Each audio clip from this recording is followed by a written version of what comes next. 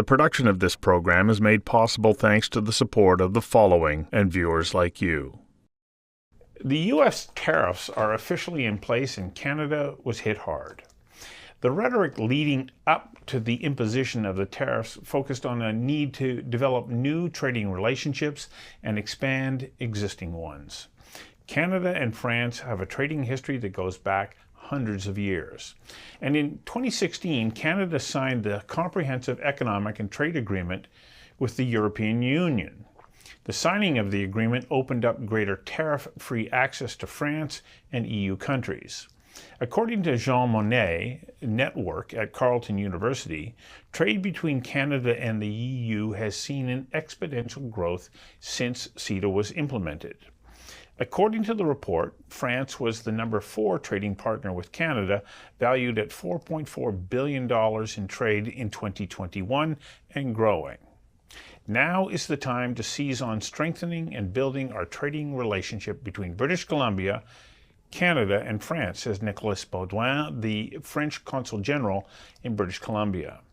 The opportunities are vast and go beyond agri-food, agri-tech, high-value food, and aeronautics, says Baudouin. I invited Consul General Nicolas Baudouin of France to join me for a conversation that matters about the opportunities and the challenges of increasing trade with one of our oldest international partners. Consul General, welcome. Thank you, Stuart, for having me. I'm very glad to be here this afternoon with you. When you take a look at the opportunity to really seize the moment, because it's a moment that has been created by the United States and the imposition of tariffs, not just to us, but it's affecting France as well. True. Do we in British Columbia matter to France now, and increasingly so? Very good question. I think you do, because you have a lot of things that we need to build more resilient economies. I think we are all on the same boat when it comes to this issue. You have critical minerals, very important issue, very important matter. You have energy resources. You have an agri-tech sector, which is also very dynamic. And you have very strong innovation ecosystems with a huge pool of talents. And so I think it's very important that we get that story out. It was a bit challenging before, but as you just said, things have changed and people are realizing that there is untapped potential in BC for French companies.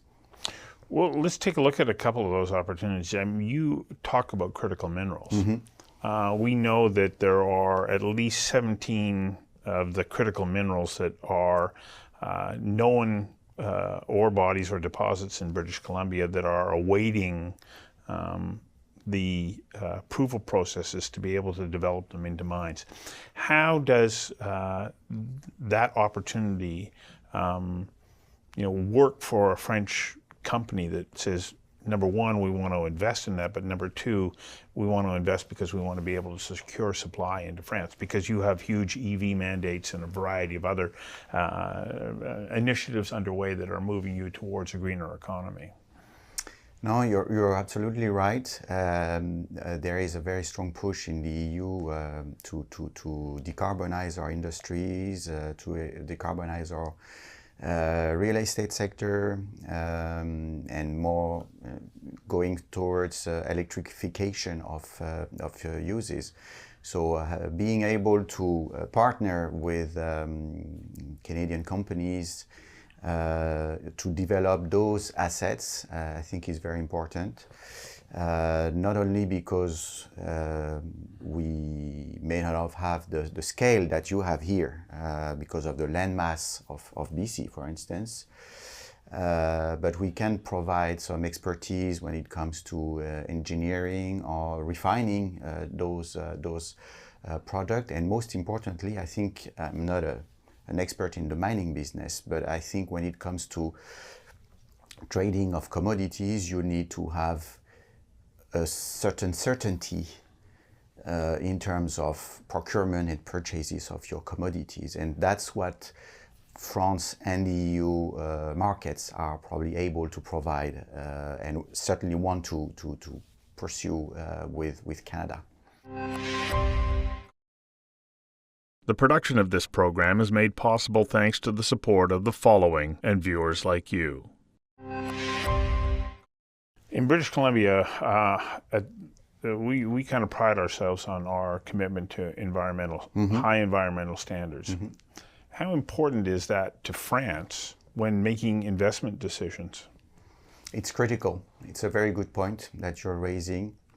ESG, environmental, social, and governance issues are first and foremost in France and the EU.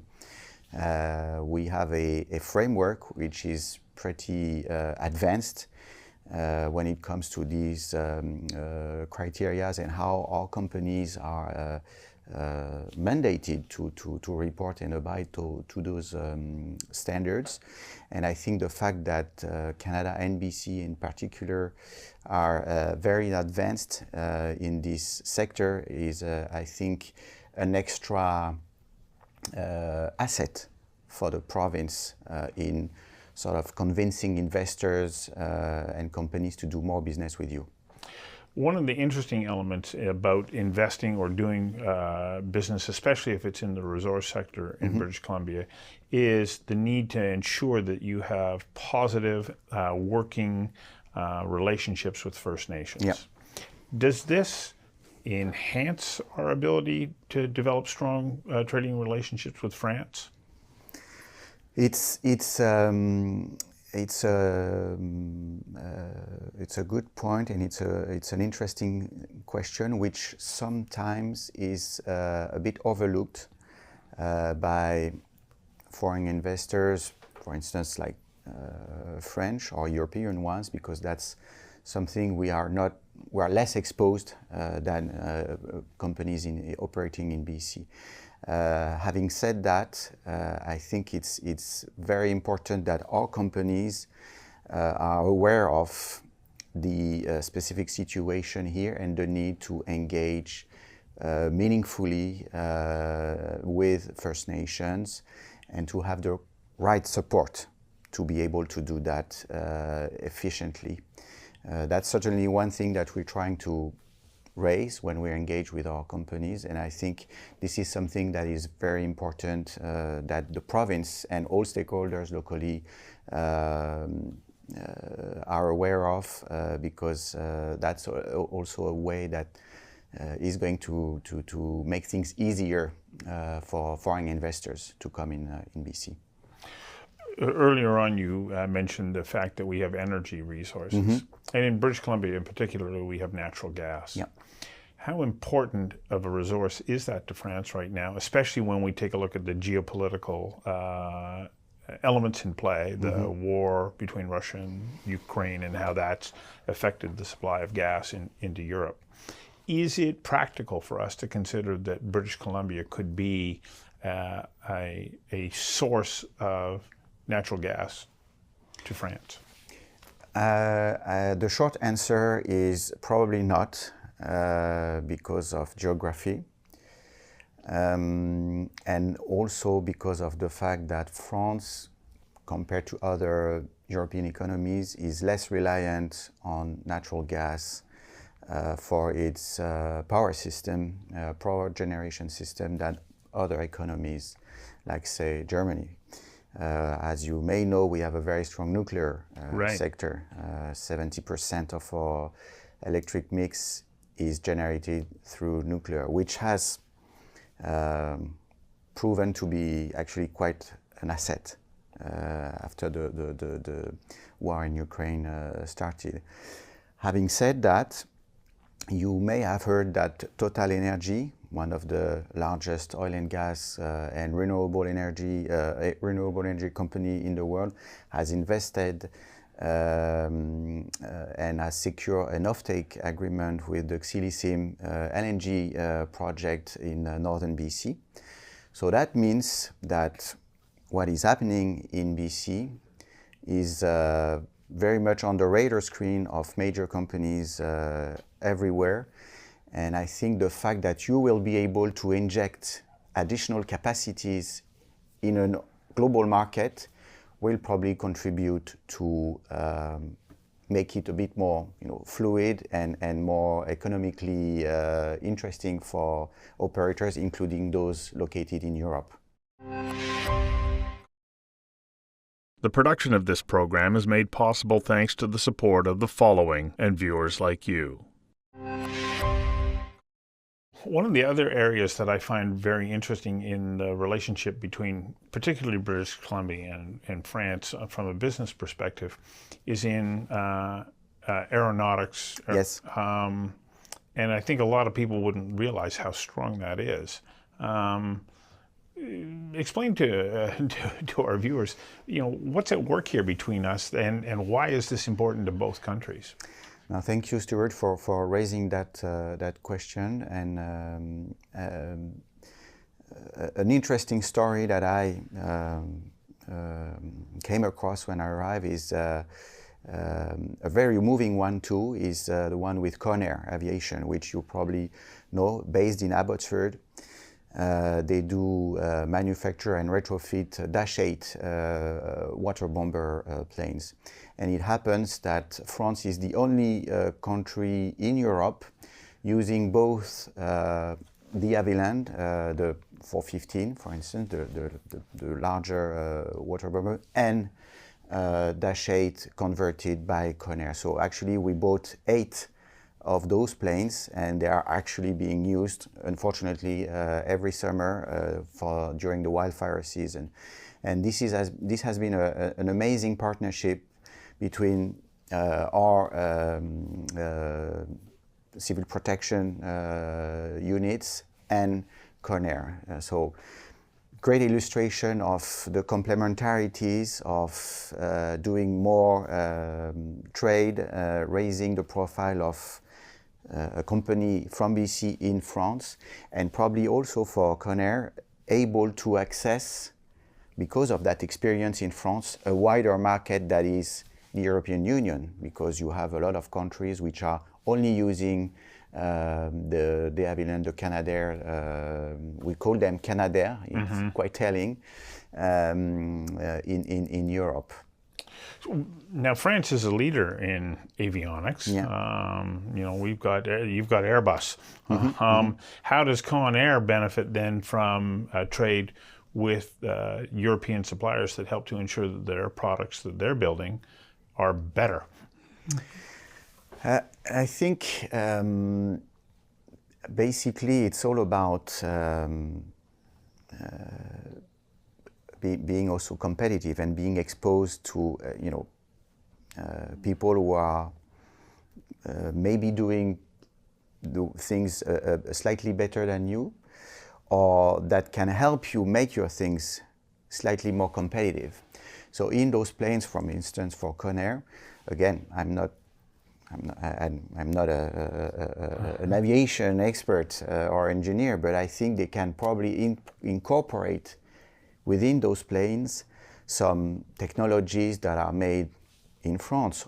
Or another way to look at it is, which I think is also critical, is that they have these lessons learned from practitioners and users, and to be able to showcase and to document use cases from not only Canada and the different provinces, but also France, gives you additional credibility when you're trying to go to internationalize and to engage and conquer new markets. So that's, I think, one thing that probably got Conair some extra exposure. The production of this program is made possible thanks to the support of the following and viewers like you. One other area that I'm quite interested in is, of course, Canada and British Columbia benefit from the trading relationship with regards to pharmaceuticals. Yes. And it's because in Canada, we do not produce our own pharmaceuticals. We're probably the only OECD country that doesn't have pharmaceutical manufacturing. And so this becomes an important relationship. True. You have a number of French companies like Sanofi, which is among the largest companies in the pharmaceutical sectors, which is active in Canada. Not that much, not manufacturing in BC, but really much looking at your dynamic biotech sector here. We know, and I think the BC government and Life Sciences BC are doing a very good job at sort of telling that story. And I think again, you may be more nimble compared to those larger companies in developing technologies that are then scaled by those big pharma. Again, I'm not saying something very, very new. This is something that you know, but I think that there is opportunities. There are opportunities for French companies to come here and engage licensing agreements with companies from BC. For instance, stem cells technologies is a very interesting story. They have a footprint in France because also we have a very dynamic biotech industry. So again, simple illustration of the complementarities between our two economies. So as we look to say, okay, we want to strengthen and expand these trading relationships, and there are Canadian companies that are going, okay, we want to explore that. But it's not just as easy as going, I'm going to knock the door and walk through.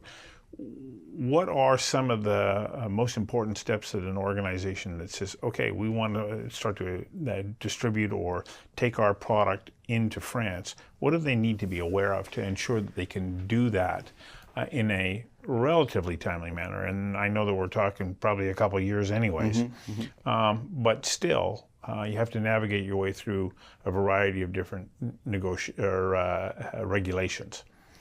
What are the major ones that they need to take into consideration? I think the important thing that they need to be aware of is that they can find support to do that. They can reach out to the Canadian Embassy, for instance, in Paris, to the provincial jobs and economic development ministries network, which is based out in London, to get more market information, market-specific knowledge. They can work with Global Affairs Canada, the Trade Commissioner Services, which are providing those specific type of advice and mentoring for SMEs willing to explore those markets. And more importantly, I think it's important that they go underground. Going to Paris, you can fly direct with Air France almost every day, 9-hour flight. There are worse business trip destination than going to Paris, if you want to take my advice. And then engage with the local stakeholders. There is a French-Canada Chamber of Commerce in Paris, which is also doing quite a lot of work. And the fact that we have also very important trade shows, like for instance Vivatech, one of the largest trade show and tech show in the world, where this year Canada was the country of honor. We had 16 BC startups attending and showcasing their skills and their technology. And for the first time, I was very happy to see that the provincial government engaged and visited with Minister Gibson and Minister of State Glumac, spending a day in Paris. So this is coming. Are there agencies within Paris that will say, okay, you're a Canadian company looking to come here, we can help? Yeah. No, thank you also for mentioning that. We have our own trade commissioner services, which is called Business France, which can help you figure out the regulatory space. And if you're looking to invest, they provide like a tailored service for you to set shop in France when it comes to labor laws, when it comes to taxes, when it comes to finding land and talents. So reach out to them because they're good at what they're doing. So when we're recording this, this is your last day in your position. You've been here for 4 years? Yes. How have you seen the relationship continue to grow and improve during your 4 years here? What are some of the milestones for you? I'm glad that we're able to do this before I leave, and I think that has certainly been one of the most rewarding part of my tenure here during those 4 years is to see the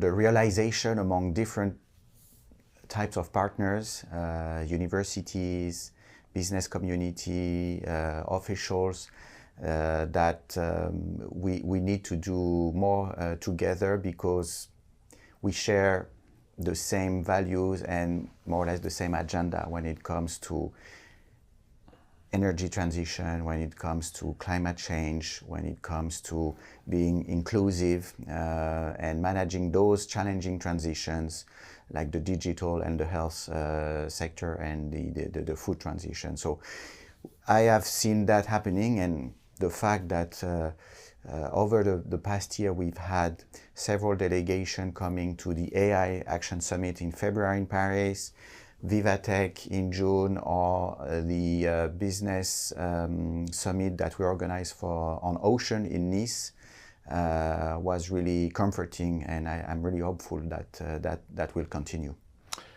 You believe that we're moving in the right direction because, and I think about it, of course, in light of the fact that we're seeing this need for both of our countries to continue to build on this. Yeah, and vice versa, we had an interesting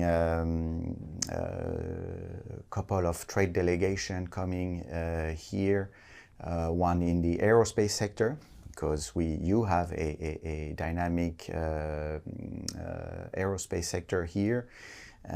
We had one on safety and wildfire, because again, BC is doing a great job at using AI to monitor and mitigate the impacts of wildfire. And we had a fairly good participation also in Web Summit with French private equity firms, startups, investors. So that means Vancouver and BC are moving and are a bit more visible on our radar screen, which I think is again critical. We have the tool to do it with the comprehensive economic trade agreement that you recalled in your introduction. It's there, it has to be used, and we need to raise awareness about the opportunities that it creates. Well, thank you for your service here in Vancouver. Take the good word home and continue to promote British Columbia for us. Thanks for coming in today. Thank you very much, Stuart.